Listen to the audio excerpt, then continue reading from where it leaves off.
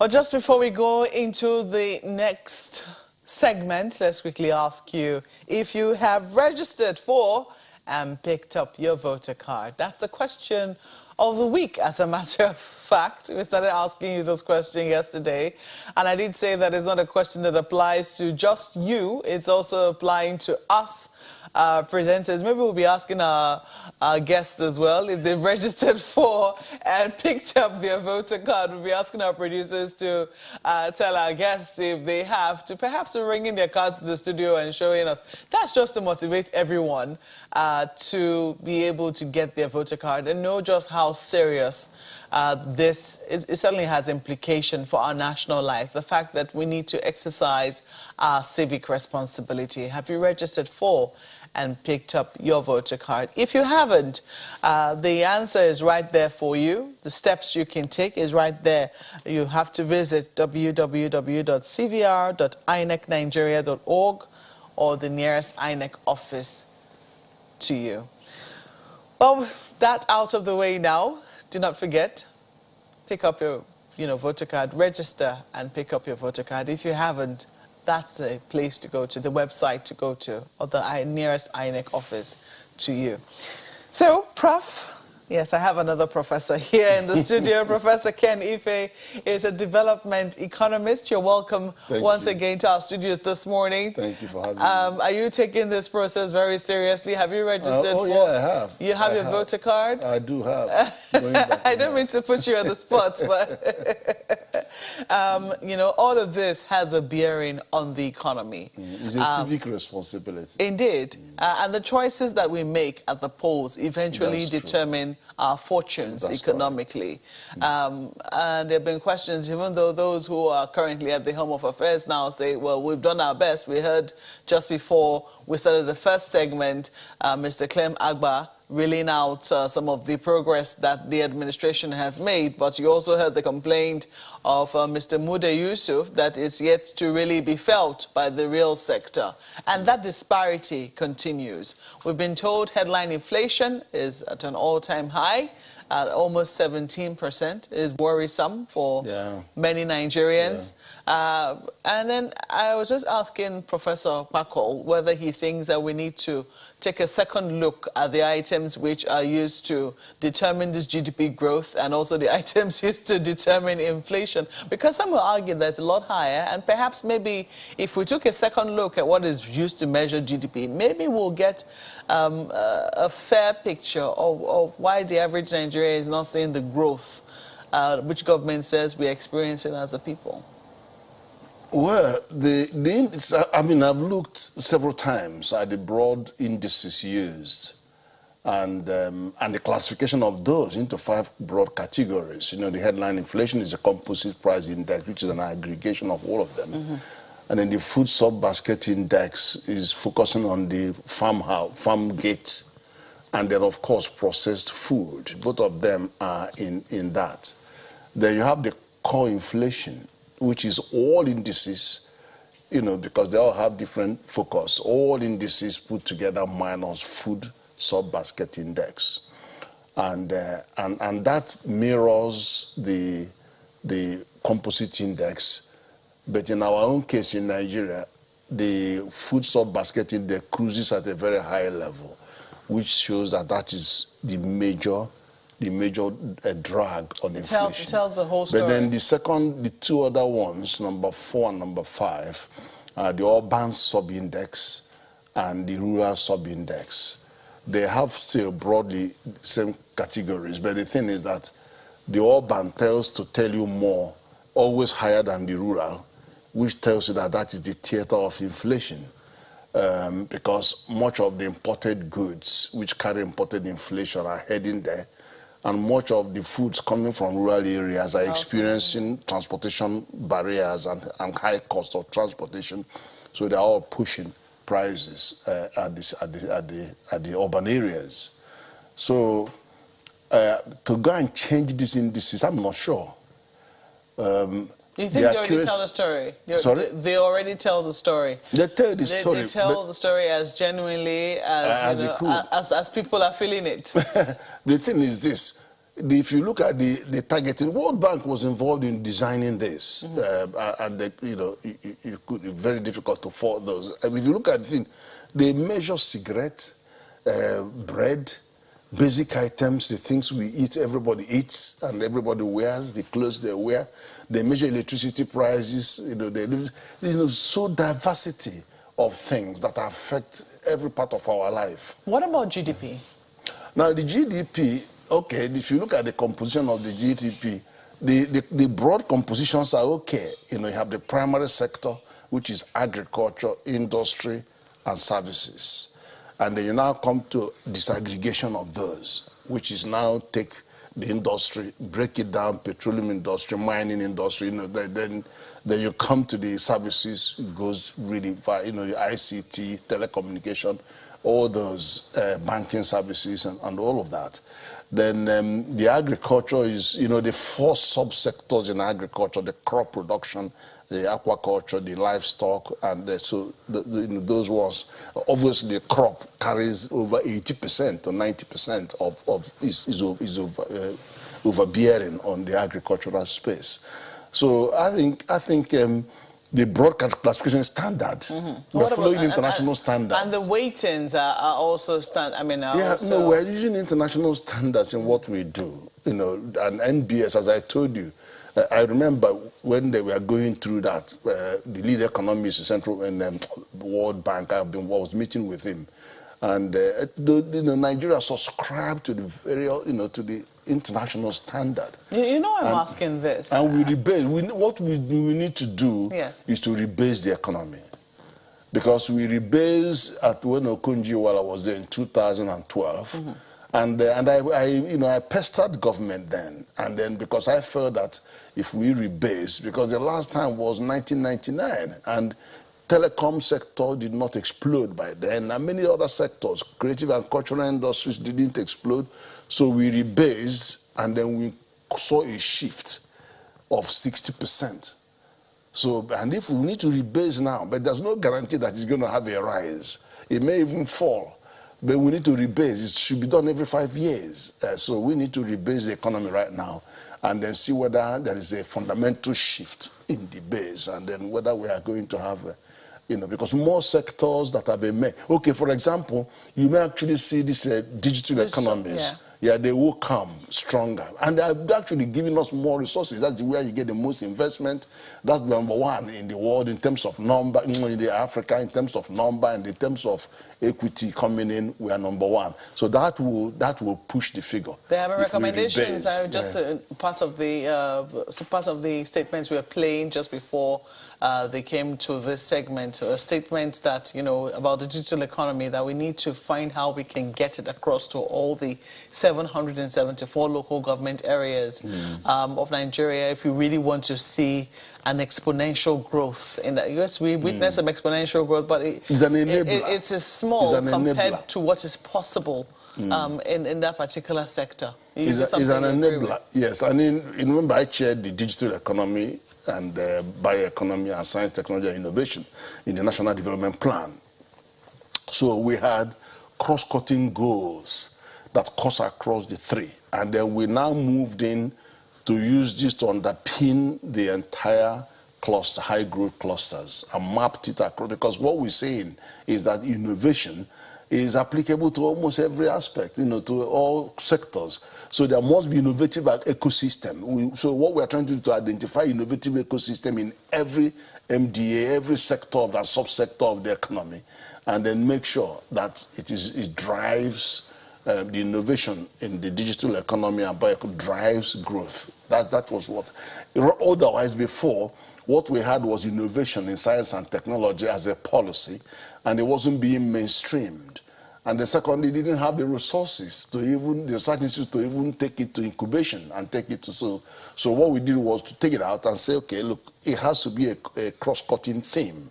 And we have to use that to interface with every high-growth sector, identify the innovation ecosystem there, and that's the approach that we took. Let's flip this conversation to my colleagues. Well, Prof, the mention of the local government reminded me of something previous guest, Professor Bakol, talked about, and that's, the federal government. And in his words, it says, the federal government is too heavy, and whatever it sits on, it breaks. And I know we have talked about this perhaps for too long, but really, how much of attention do you think we should also be paying to that angle of the conversation, that maybe it's just too big? We're talking rural areas. We have huge population, huge potential there. But clearly, from what we have seen from the figures, it looks like we're not just getting deep. We're not reaching out to them and ensuring their potentials are reached. So what do you have to say to this, conversation about the federal government being too big and whatever it sits on, it breaks? No, I wouldn't actually go that far, but there is something to be admired if we can, resize the equation actually, to have more resources and more areas go down to state governments and local governments, and free local governments from the current trapping of their resources by the federal government. But it all boils down to capacity.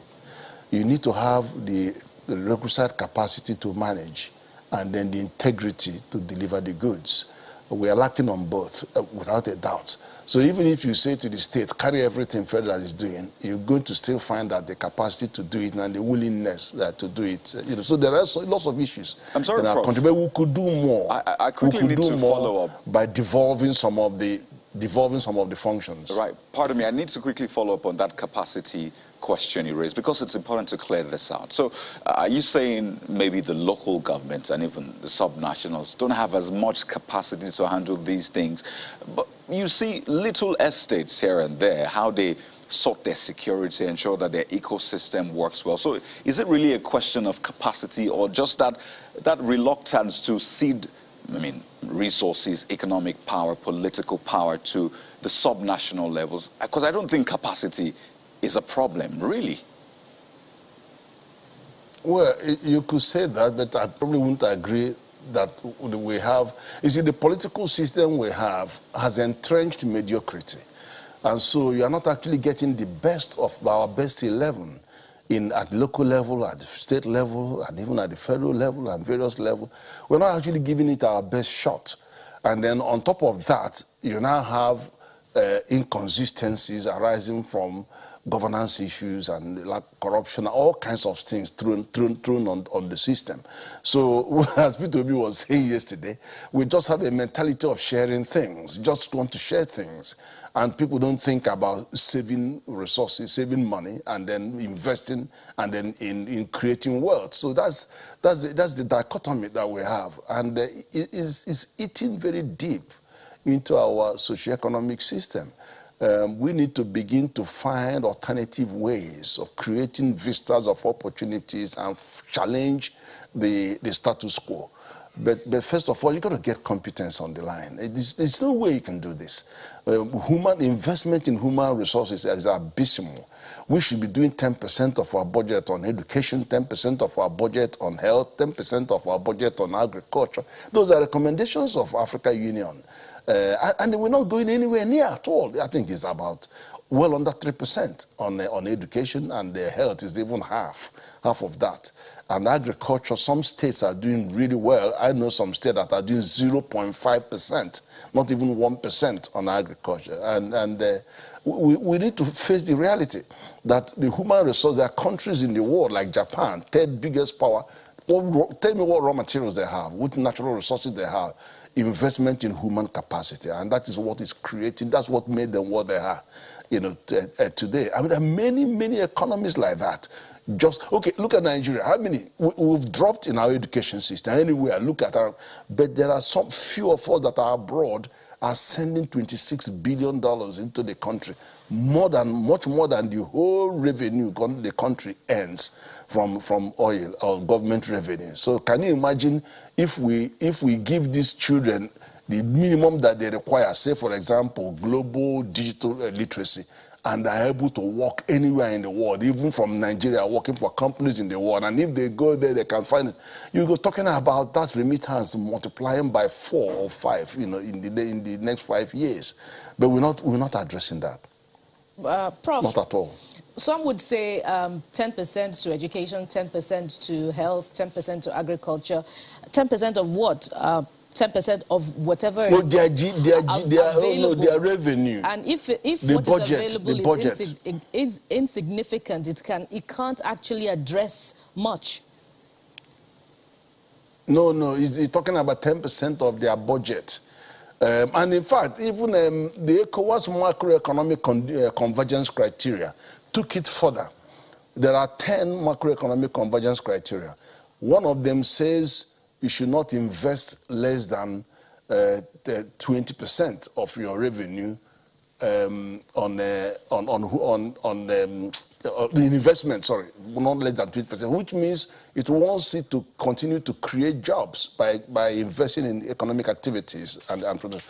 The second one says don't spend more than 35% on employment. In other words, don't overload the bureaucracy with people that you cannot have enough resources to invest and all that. So there are marks that are there. Of course, there are the macroeconomic ones like single-digit inflation, and there are 10 of them.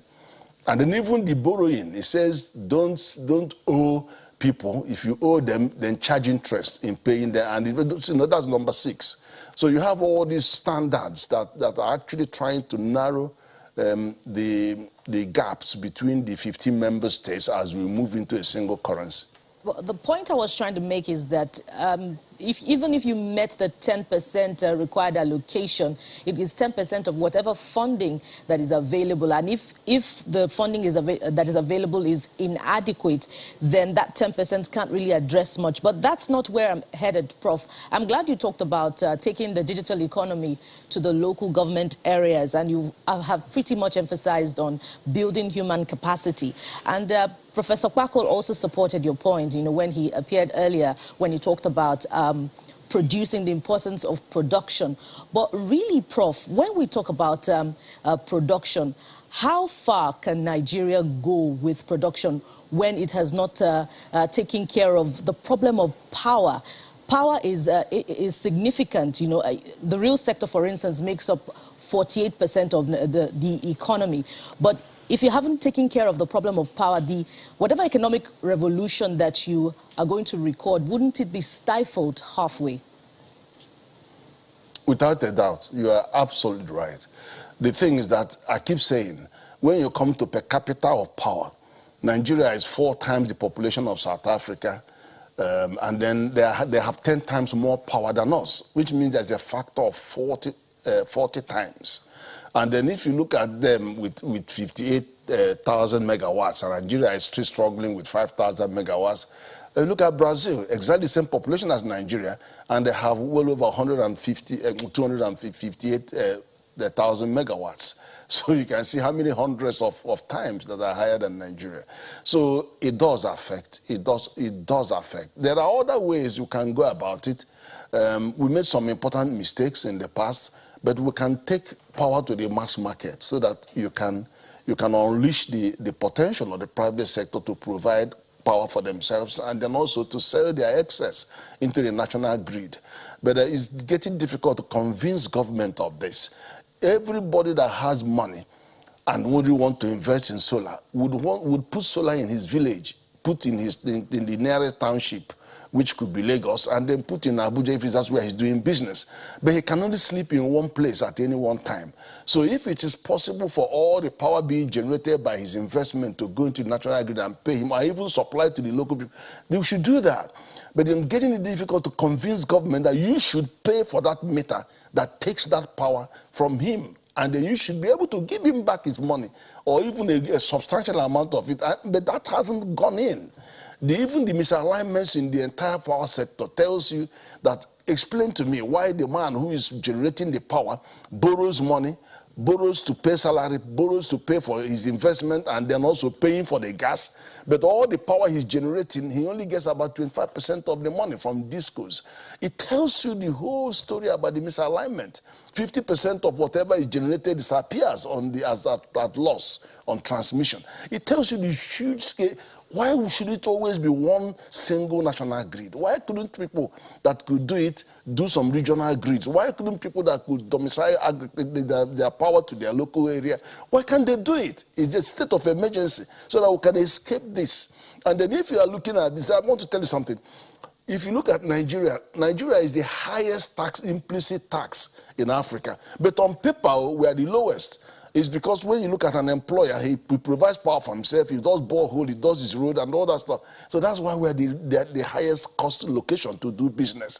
But at the same time, whilst we are 18% of the Africa population, 18% of Africa GDP, we're actually 48% of entrepreneurship in Africa. We have 42 million out of 90 million MSMEs in Africa. So entrepreneurship is a latent comparative advantage for Nigeria, but we're not matching it with advance in infrastructure. We're not matching it with the ease of doing business. So there's a disconnect. Well, the question of competence comes back in. That's what you started with, and that's what Professor Paco also concluded with earlier. So the question of competence comes in again. Is it the willingness or lack of it on the part of governments to empower the people to develop human capital from the federal level to the local government level, or that of the policies that are not speaking to it? Exactly what would you say is missing in the economic structure of the country to get us out of the doldrums? What is missing, you see, we have very good policies. Now, when you come to implementation, it collapses. Because part of the challenge in implementation is we have our own priorities. Government has its own priorities when they get money. For example, priority number 1, make sure you pay salaries. That's federal government. 2, make sure you pay pension. 3, make sure you service the loans, and the loans are getting very heavy. Then 4, security, you must invest in security. And then recurrent expenditures take priority. So by the time you come to October, December, they have done 100% on those area and the recurrent expenditure.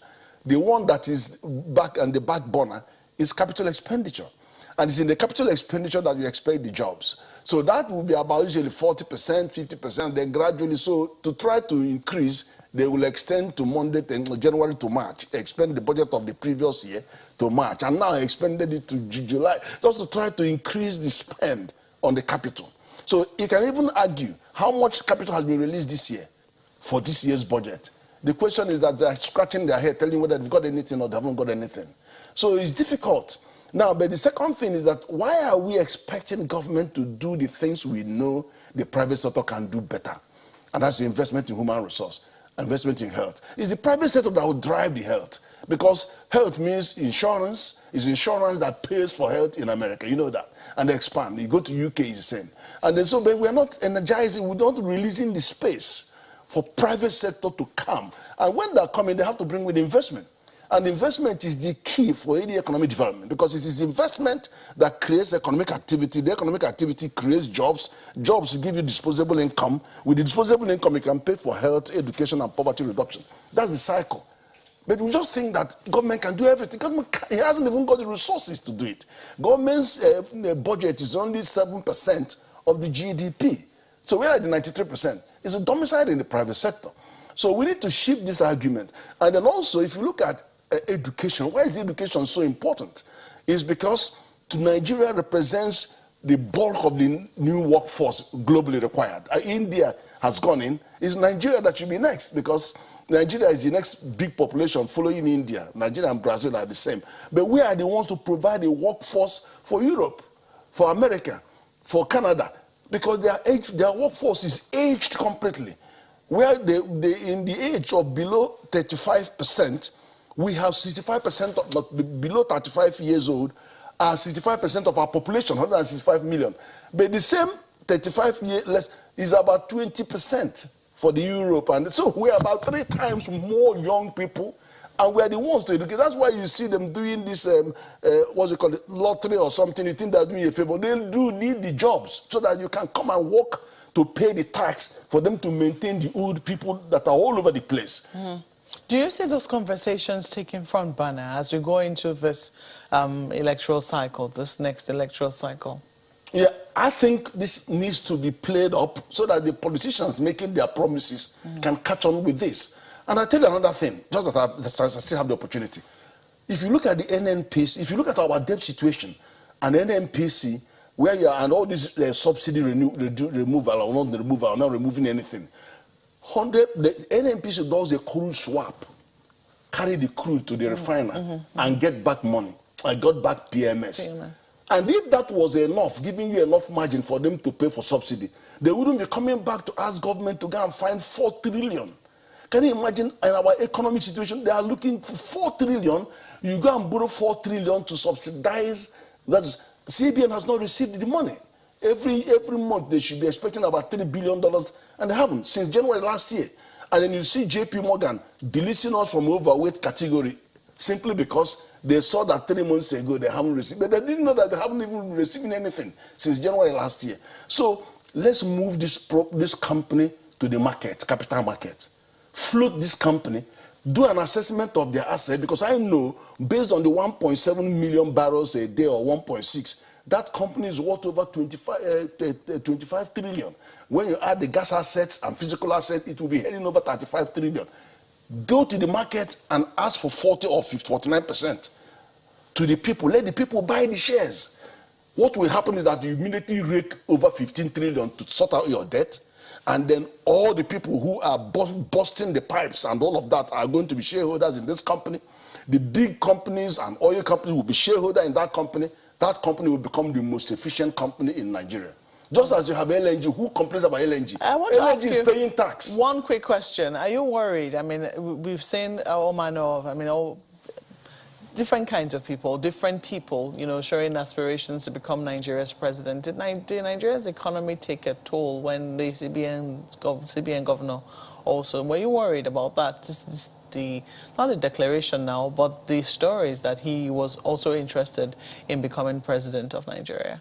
Is he running? I'm not sure that he's running. I don't know. Yeah. I don't know. But we have far more critical I'm just asking if you were worried, yeah, if that had any effect on the market. Did it have? I haven't seen any effect on the market, to be honest, because Nigeria has that capacity to regenerate itself in any time of crisis.